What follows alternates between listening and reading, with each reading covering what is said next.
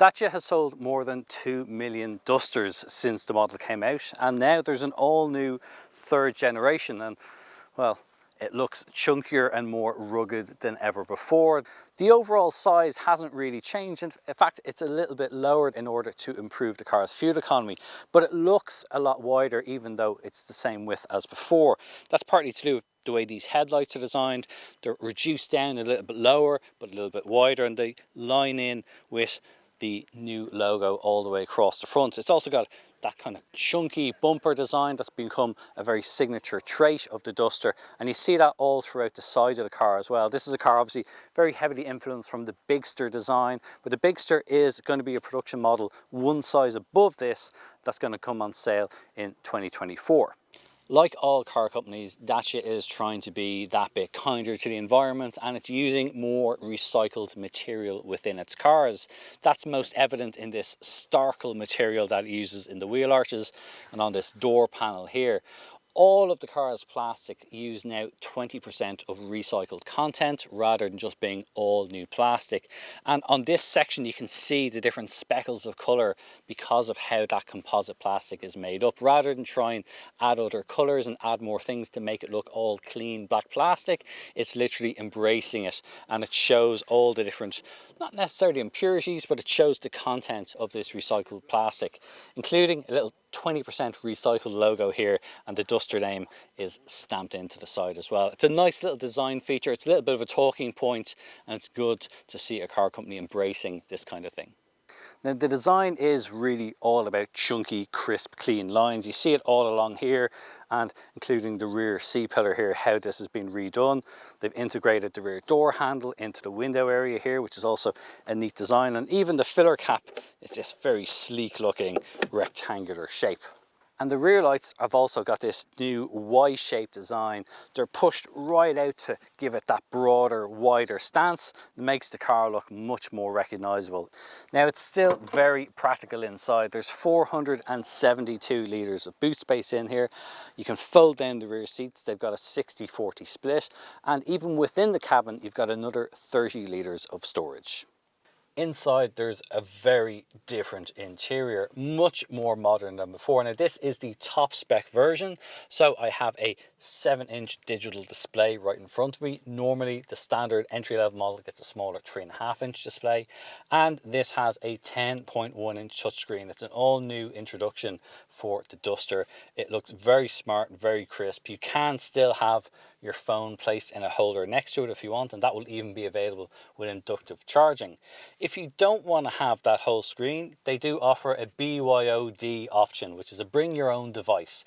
It's a little holder you can literally put in your smartphone and have it there. That's available on entry-level models, but on this top spec extreme version you get the 10.1-inch screen, and it does look very good, as well as having all the controls at the bottom, such as heated seats, heated steering wheel, heated windscreen. All those features readily available. You do also have wireless Apple CarPlay, Android Auto, so you can mirror your smartphone straight on and use your favorite apps while you're driving.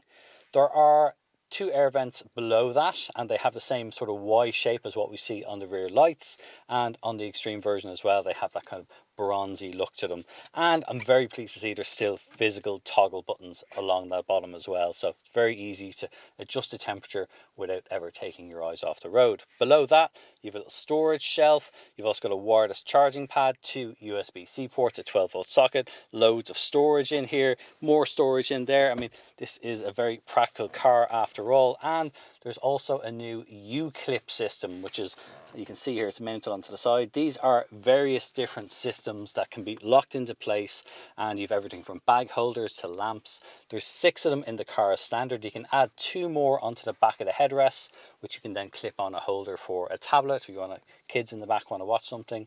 So it's a very practical new system that Dacia is introducing with the Duster. Apart from the driving position itself, there's a lot of comfort. There's new seats. They've got bigger bolstering here, so they're more comfortable. And you've got a very simple 3-spoke steering wheel design here, and all the usual familiar column stalks. If you've been in any of the recent Dacias, it'll all seem very familiar. But it's got a very rugged looking feel. You've got this very vertical dashboard here with Duster stamped into it. It very much feels chunky, that kind of rugged SUV that this car is all about. Now, Let's have a look in the rear seats. In the back, there's also a lot of rear passenger space, especially headroom. It's very generous. I'm a pretty average height, about 5'9", so lots of room here. I can get my feet in underneath the seats in front, which is quite nice. Legroom is pretty reasonable. I can just about reach the seat in front here, so that's no issue at all. I've got pockets in the backs of the seats here, okay sized door bins, and I've got two USB-C ports back here. There's also another one of those U-clip hooks there as well, so if you want to put on an accessory you can do that. Overall, you know, decent sized windows. It's a pretty comfortable place to be back here. The middle seat is actually reasonably wide as well, so you will fit 3 adults in here. It's going to be a bit of a squeeze obviously, but it's not too bad. And even though the Duster is available with a 4x4 transmission, there's not a very big transmission tunnel down here, so you're not really getting eaten into your foot space all that much either. There's going to be 3 different powertrains available with the Duster when it goes on sale, including an LPG version that can cover up to 1,300 kilometers on its 2 50-litre fuel tanks. There's going to be a TCE 130, which will use a 48-volt mild hybrid technology, and a full hybrid 140 horsepower model that is similar to the powertrain that's used in the Jogger. So that's our first look at the all-new Dacia Duster. If you want to know more about the car, head over to our website. It's CompleteCar.ie. You'll find it linked in the description below, and it's a great resource for finding your next new car.